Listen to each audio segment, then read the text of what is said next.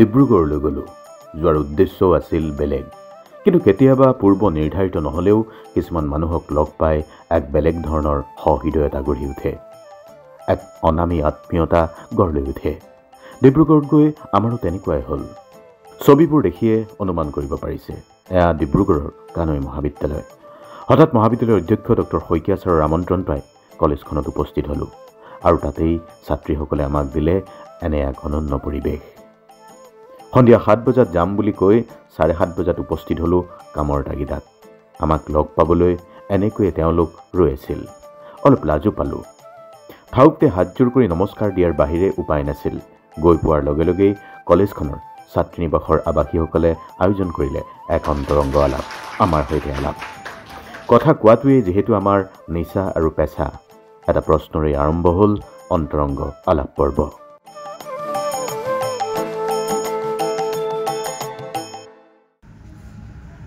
তোমালোকৰ জীৱনত কোনজন মানুহ আটাইতকৈ বেছি গুৰুত্বপূৰ্ণ? এটা দুটা কিবা কাবাৰ? মা দেউতা। সঠিক? দেউতা নহয়, মায়ে হয় অকল। তাৰমানে আমাৰ সকলোৰে জীৱনত এনেকুৱা ধৰণৰ কিছুমান মুহূৰ্ত আহে যে আমি কেতিয়াবা যদি চুজ কৰিবলগীয়া হয়, বাচিবলগীয়া হয়, আমাৰ জীৱনত মাৰ ভূমিকা আটাইতকৈ গুৰুত্বপূৰ্ণ কিয়, সেই প্ৰশ্নটোৰ উত্তৰটো দিব খুজিছোঁ। ল'ৰা ছোৱালী যেতিয়া বেয়া হয়, অমুকৰ ছোৱালী অমুকৰ ল'ৰা বেয়া হ'ল, আনকি বাপেকটোৱেও ভাবে মাকজনী ঠিক নহয় কাৰণে ল'ৰা ছোৱালী বেয়া হ'ল। এটা ভুল কৈছো?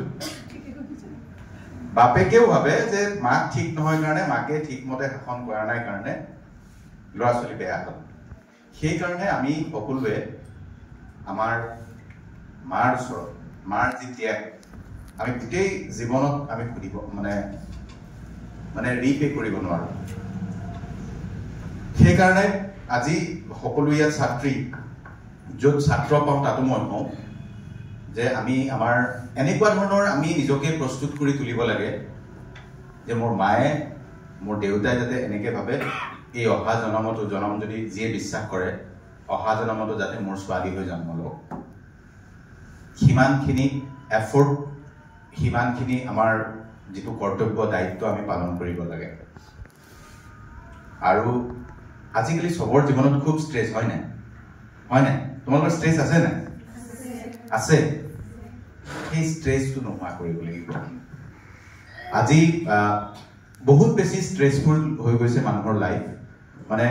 এনেকুৱা নহয় যে একদম কণমানি, তোমালোকতো বাৰু ইউ আৰ য়ং এনাফ। আজিকালি একেবাৰে সৰু ল'ৰা ছোৱালীৰো ষ্ট্ৰেছ থাকে। তেওঁলোকৰ ষ্ট্ৰেছখিনিও আমি আঁতৰাব লাগিব। ষ্ট্ৰেছখিনি আঁতৰাবলৈ হ'লে আমি নিজে আদৰ্শ হ'ব লাগিব। ভাগৰ লাগে নাই? লাগে ন? অলপ কথাতে মনটো বেয়া হৈ যায় নেকি? এটা সৰু সামান্য কথাতে মনটো বেয়া হৈ যায়? যায়নে? সেইটো কিয় হয়? মই আজি এই মন্ত্ৰটো দি থৈ যাম, মই বেলেগ একো নাই। ভাগৰ নালাগিব আৰু কেতিয়াও, আৰু ষ্ট্ৰেছ নাহে। দিওঁ কৈ ন, ভাগৰ কিয় লাগে আমাৰ? যেতিয়া আমি কাম এটা কৰোঁ, কামটো কৰাৰ পিছত শাৰীৰিক যিটো পৰিশ্ৰম হয়, মই সেই ভাগৰটোৰ কথা কোৱা নাই। আমাৰ ভাগৰ এনেকৈ লাগে কামটোত আমি 100% আত্মনিয়োগ কৰাই নাই। আমি যদি কাম এটা 100% আত্মনিয়োগ কৰি কৰোঁ আজিৰ পৰা, এই মুহূৰ্তৰ পৰা, মানে হিন্দীত যিটো কয় যি জান লগাই দি একদম কাম কৰিছোঁ, সেই কাম আজিলৈকে চাগে কৰা নাই চাগে। বি অনেষ্ট টু ইউ, কৰিছানে? নিজৰ পঢ়াটোৱে চাগে কৰা নাই। 100% নাই দিয়া, কোনো এটা কামতে দিয়া নাই। সেইটো দৰকাৰ। যেতিয়া আমি 100% আত্মনিয়োগ কৰি কাম এটা কৰিম, যেতিয়া কামটো আমি এনজয় কৰিম, পঢ়াটো আমি এনজয় কৰিম, তেতিয়া ভাগৰ নালাগে। ভাগৰ নালাগিবলৈ আৰু ষ্ট্ৰেছ নহ'বলৈ আৰু 2 নম্বৰ কথাটো মই কৈছোঁ। আমাৰ ভাগৰ এইকাৰণে লাগে যে আমাৰ শৰীৰটো, ছিষ্টেমটো এনেকুৱা ধৰণে হৈছে, আমাৰ মাইণ্ডটো খুব জটিল। আমি সকলো কথাতে এক্সকিউজ বিচাৰোঁ। এইখিনি এতিয়া নকৰিলেও হয় নেকি? এইখিনি এতিয়া নহ'লেও হয় নেকি? আমাৰ ষ্টুডেণ্টৰ চবতছে বেয়া অভ্যাস কি?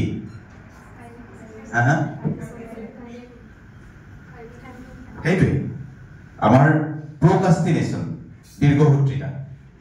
আমি আজি নকৰোঁ কাইলৈ কৰিম কালি নকৰোঁ পৰহিলৈ কৰিম তেনেকৈ গৈ থাকে আমি সেই কামটোৱে কৰিব নালাগে তেতিয়া পৰীক্ষাৰ সময়ত ভাগৰ নালাগে এই দীৰ্ঘসূত্ৰিতাটো আমি এৰিব লাগিব দ্বিতীয় কথা দীৰ্ঘসূত্ৰিতা এৰিব লাগিব তৃতীয় কথা সেলফ কনফিডেন্স মানে এনেকৈ খুব মানে ওলাই গৈ দুঃসাহসী এতিয়া ৰাস্তাত গৈ ফুৰি আহোঁ সেইটো মই কোৱা নাই ৰাস্তাত গ'লে ঠিকমতে যাব লাগিব নিয়ম মানিয়ে যাব লাগিব কিন্তু এই কনফিডেন্সটো লাগে যে মই পাৰিমেই এই পৃথিৱীত মাত্ৰ 20% মান মানুহ নিজক লৈ বিশ্বাসটো থাকে এই 80% মান মানুহে সোধে মই পাৰিমনে ছাৰকে সুধিব মই ছাৰ পাৰিমনে সেই ধৰণৰ যিটো ধাৰণা সেই ধাৰণাটো বদলাব লাগিব আৰু তেতিয়া ষ্ট্ৰেছো নহয় পঢ়াত ভাগৰো নালাগে চতুৰ্থ কথাটো আমাৰ আজিকালি আমি সবে we are addicted two mobile চোৱাত মোৰ কোনো আপত্তি নাই অলপ স্ক্ৰীন টাইম কমাই শুনিব লাগে গান এটা শুনাত যিমানখিনি লোকচান হয় কিন্তু স্ক্ৰীনখন বেছি চাই থকাৰ ফলত পাৰিলে সৰু স্ক্ৰীনটো অলপ কমাই চাব লাগে বিগ স্ক্ৰীনত চালে চাইণ্টিফিক ৰিচাৰ্চ এইবিলাক হৈ আছে আৰু আমাৰ এই স্ক্ৰীনখনৰ কাৰণে আমাৰ মগজুটো এনেকুৱা হৈ গৈছে আমি কোনো এটা কথাত কনচেনট্ৰেট কৰিব নোৱাৰোঁ কাৰণ ৰীলটো আৰু 30 ছেকেণ্ডে হয় এইটোৰ পিছত এইটো চুৱাইপ কৰি গৈ থাকিম আমাৰ এই সাইকোলজিটো আমি এৰিব লাগিব to concentrate yourself in your study আমাৰ ৰীলৰ কনসেপ্টটো কি জানা না তোমালোকে ৰীল কৰা নাই তোমালোকে সবে কৰা আছে ইনষ্টাগ্ৰাম সবৰে আছে নাই ৰীলৰ কনসেপ্টটো কি শেহতীয়া ৰিচাৰ্চ বিলাকৰ মতে মানুহৰ এইখিনি সময় যে মই কথা ক'লো তোমালোকৰ মাইণ্ডটো মিনিমাম 15 বাৰ মান বেলেগ কথা ভাবি পালেই মই কথাখিনি কৈ থকাৰ পিছতো বেলেগ কথালৈ গৈছে নাই বি অনেষ্ট গৈছে বেলেগ কথালৈ মনটো গুচি গৈছে 8 ছেকেণ্ডত আমাৰ মাইণ্ডটো মানে বেলেগ কথালৈ গুচি যায় সো ৰীল যে মানে কৰিলে ৰীল কৰাৰ কথাটো হ'ল বা শৰ্টছ কৰাৰ কথাটো হ'ল যে মানুহৰ মনটো যেহেতু ডিস্ট্ৰেক্ট হৈ থাকে আমাক এটা ৰিৱাৰ্ড দিয়ে আমাৰ মনটোৱে এনি টাইম এটা কিবা পুৰস্কাৰ লাগে আমি কিবা এটা পাব লাগে সেই সাইকোলজিটো ব্যৱহাৰ কৰি আমি যে ফ্লিপ কৰি মানে সোৱাইপ কৰি গৈ থাকোঁ আমাৰ সেইটো টেন্ডেন্সি থাকে যে এটা পালোঁ আৰু এটা চালোঁ চাওঁতে প্ৰথমে সবে 5 মিনিট চাওঁ বুলি আৰম্ভ কৰে কিন্তু কেতিয়া 1 ঘণ্টা পাৰ হৈ যায় গমেই নাপায় আৰু সেই কথাটোৱে সবৰ লগত হয় নে নহয় এই কথাটো এৰাৰ উপায় কিবা আছে নে নাই এতিয়া মই মেইন উপায়টো লৈ আহিছোঁ খুব বেছি এক্টিভ হ'ব লাগিব এক্টিভ মানে ফিজিক্যাল এক্সাৰসাইজ মি টাইম আজিকালি মানুহৰ নোহোৱা হৈছে মি টাইমখিনি মোবাইলত সোমাই যায় নিজৰ কাৰণে সময় তোমালোকৰ নিজৰ কাৰণে সময় মানে মোবাইলটো বন্ধ কৰি আধা ঘণ্টা লাগিলে ফিউচাৰ প্লেনিং কৰা 10টা ভাল কথা লিখা যে মই অমুকটো কৰিম নিজক নিজে কথা কোৱাটো যেতিয়াৰ পৰা বন্ধ হৈছে তেতিয়াৰ পৰা মানুহৰ ষ্ট্ৰেছ বাঢ়িছে তেতিয়াৰ পৰা মানুহৰ হতাশা বাঢ়িছে আজিকালি বহুত মানুহ মানে প্ৰথমে ষ্ট্ৰেছ হয় প্ৰথমে এংজাইটি হয় তাৰপিছত ডিপ্ৰেছনত গুচি যায় গতিকে আমি সেইটো এতিয়া ফাইট দিব লাগিব আমাৰ ফিজিক্যাল হেলথটো যদি ভালে থাকে মেণ্টেল হেলথটো ভালে থাকিব ভাগৰ নালাগিবলৈ এটলিষ্ট হাফ এন আৱাৰ পৰা 40 মিনিটছ আমি শৰীৰটোৰ কাৰণে পৰিশ্ৰম কৰিব লাগিব একো কৰিব নোৱাৰিলে দিনটোত এবাৰ ঘাম ওলোৱাকে দৌৰিব লাগিব আমি ছাৰ সৰু থাকোঁতে 3বাৰ 4বাৰ ঘাম ওলাই গৈছিলে গতিকে সেই ষ্ট্ৰেছ নাছিলে আৰু মানুহ কিয় ভাগৰুৱা হয় যেতিয়া সাইন্টিফিক্যালি মই কৈছোঁ মানুহ তেতিয়া ভাগৰুৱা হয় যেতিয়া আমাৰ শৰীৰৰ হৰমনবিলাক উৎপন্ন নহয় সেৰাটনিন লাগে মই বাৰু সায়েন্সৰ কথা বিশেষ নকওঁ এইচএছলৈকে সায়েন্স পঢ়িছোঁ তথাপিতো জানো আমাৰ গাত আজিকালি ৰদ নপৰিলে কেৱল ভিটামিন দিয়ে নহয় আমাৰ এই হৰমন হেপী হৰমন যিবিলাক হয় সেইবিলাক উৎপন্ন নহয় সেইকাৰণে দিনটোত অন্তত আগবেলাৰ ভাগত হ'লে ভাল 15-20 মিনিট গাত ৰদ পৰা দৰকাৰ ভাগৰ নালাগিবলৈ মনটো সামান্য কথাতে বেয়া নহ'বলৈ কষ্ট কৰিবই লাগিব শৰীৰৰ ঘাম ওলাবই লাগিবনে শুনিছানে সবে কথাখিনি জীৱনত সন্মুখত দুটাই পথ হয় ফেচ কৰা নহ'লে ফেচ নকৰি ঘৰলৈ গুচি যোৱা ইয়াত মোৰ আজি অপশ্যন কি আছিলে আইতাৰ মই ইয়ালৈ আহিম নাহি মই হোটেললৈ গৈ আৰামছে বহি থাকিম লাইফত প্ৰত্যেক মানুহৰ লাইফত টু ৱে চিষ্টেম এটা চলি থাকে প্ৰত্যেকটো বস্তুৰে দুটা দুটা বস্তু আছে দিন আছে ৰাতি আছে সুখ আছে দুখ আছে হয় না প্ৰত্যেকটো বস্তুৰে এটা টু ৱে ডাইমেনশন আছে না নাই মানে দ্বৈত দৃষ্টিভংগী অসমীয়াত শুদ্ধ অসমীয়াত প্ৰত্যেকটো বস্তুৰে আছে বগা আছে ক'লা আছে ওখ আছে চাপৰ আছে গতিকে শকত আছে ক্ষীণ আছে তো প্ৰত্যেকটো বস্তুৰে যদি দুটা দৃষ্টিভংগী আছে আমাৰ জীৱনটোতো দুটা দৃষ্টিভংগী কিয় নাথাকিব কেতিয়াবা আমি হেপি হওঁ কেতিয়াবা আমি দুখ পাওঁ সেইটো একচেপ্ট কৰিব লাগিব আৰু বেয়া দিন ভাল দিন সকলো একে যদি আমি ফিল কৰোঁ কিয় একে দুইটাই স্থায়ী নহয় বেয়া দিন চলি আছে ভাল দিন আহি যাব ভাল দিন চলি আছে বেয়া দিন আহি যাব সো তাৰ কাৰণে কিন্তু আমি আমাৰ কৰ্তব্য দায়িত্ব আমাৰ এতিয়া কৰ্তব্য কি ষ্টুডেণ্ট হিচাপে আমি পঢ়িব লাগে ভালকৈ পঢ়িব লাগে আৰু নিজক এষ্টাব্লিছ কৰিব লাগে সেইখিনি কাম কৰিব যাওঁতে আমি আমাৰ আৰম্ভণিতে যিটো ক'লোঁ আমাৰ পিতৃ মাতৃৰ প্ৰতি আৰু আমাক এতিয়া আটাইতকৈ বস্তু পিতৃ মাতৃৰ বাহিৰেও উই নিড মেণ্টৰ্ছ আগৰ দিনত সৎগুৰু আছিলে মানে মহাপুৰুষ আছিলে এতিয়া মেণ্টৰ্ছ শশী ছাৰ হ'ব পাৰে ফুকন ছাৰ হ'ব পাৰে বাইদেউ হ'ব পাৰে বা এনিৱান মেণ্টৰ এই কাৰণেই লাগে যাতে এই টু ৱে যেতিয়া দ্বৈত দৃষ্টিভংগী এটা পোৱা যায় তেতিয়া যাতে ডিচাইড কৰিব পাৰে তেতিয়া যাতে সিদ্ধান্ত ল'ব পাৰে সেইকাৰণে মানুহৰ জীৱনত মেণ্টৰৰ প্ৰয়োজন ভগৱান শ্ৰীকৃষ্ণ কৈছে যে তুমি অৰ্জুনক কৈছিলে তুমি তত্ত্বদৰ্শী মহাপুৰুষৰ শৰণাপন্ন হোৱা যাতে তোমাক জ্ঞান দি তোমাক এই সংসাৰ সাগৰৰ পৰা উদ্ধাৰ কৰিব পাৰে গতিকে অৰ্জুনকে প্ৰয়োজন হৈছিল গতিকে আমাকতো আৰু প্ৰয়োজন আছে গতিকে be open to you not be open to all নিজৰ লগত কথা পতাৰ অভ্যাসটো আটাইতকৈ জৰুৰী তেতিয়া আমাৰ প্ৰব্লেম বহুতখিনি কমি যাব সেইটোৱে আটাইতকৈ ডাঙৰ কথা মই দীঘলীয়া নকৰোঁ শেষ কৰিম তোমালোকে কোনোবাই কিবা যদি এটা প্ৰশ্ন সোধা সুধিব পাৰা থুলমূলকৈ মোৰ দুটা প্ৰশ্ন আপোনাৰ আগত জনাব বিচাৰিছোঁ মানে যেতিয়া সোমাই আহিছিলোঁ এই দুটা প্ৰশ্নই মোক বহু দিনৰ পৰা আচলতে মোৰ মনত আহি আছিলে প্ৰথম কথা আপুনি আপোনাৰ জীৱনত অহা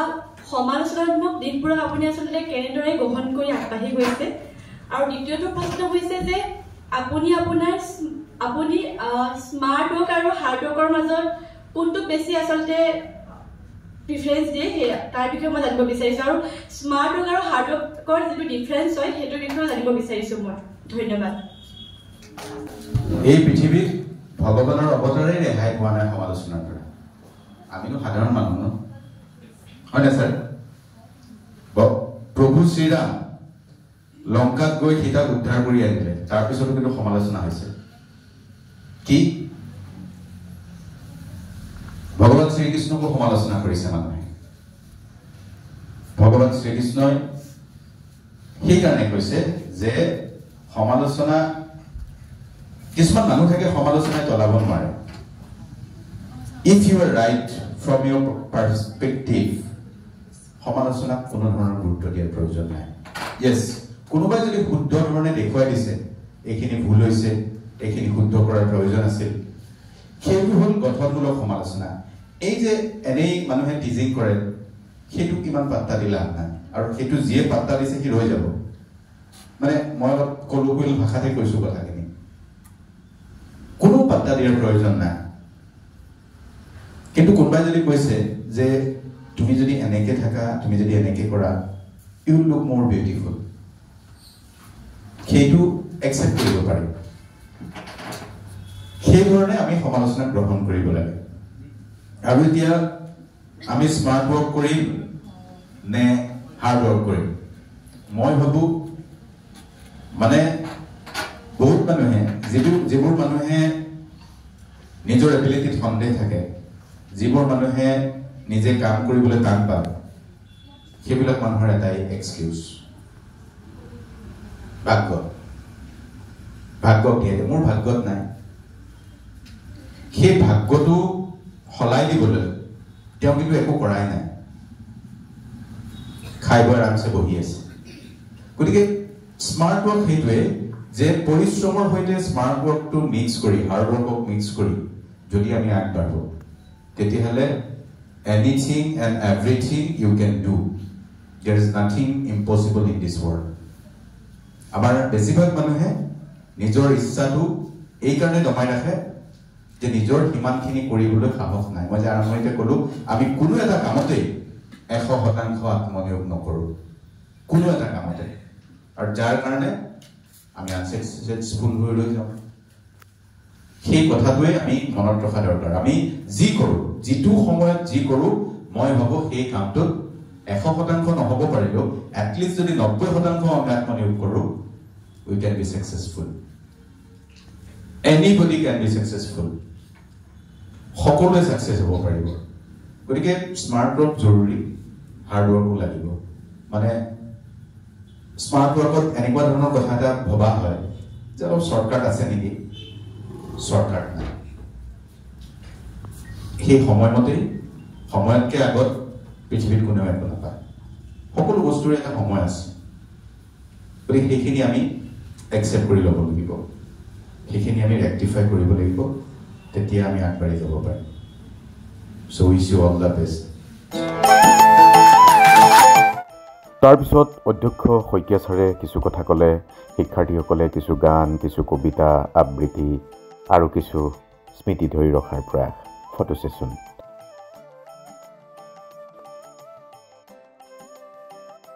এই ধৰণে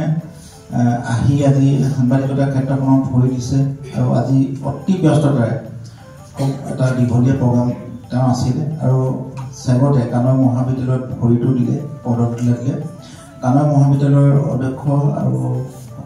ছাত্ৰী নিবাসৰ আৱাসীসকলৰ লগতে চুপাৰিনটেণ্ডেণ্ট সকলোৱে হৈ মই আদৰণি জনালোঁ ধন্যবাদ জনাইছোঁ কৃতজ্ঞতা জনাইছোঁ আজি এইটো ৰিল হ'ল জুমটি ওলালে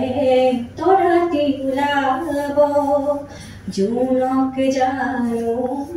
সুধিছা মইনা চুপহি যদি মইনা মেলিব পাহি মইনা গোহে গলে মোলাই যায় ৰাতি হলে সূৰ্যহেনো নামি আহে এই নদীয়েদি সত্যক ঝৰা গণিৰ দৰে এই নদীৰ নাম ক'ত আছে একো কথা প্ৰবল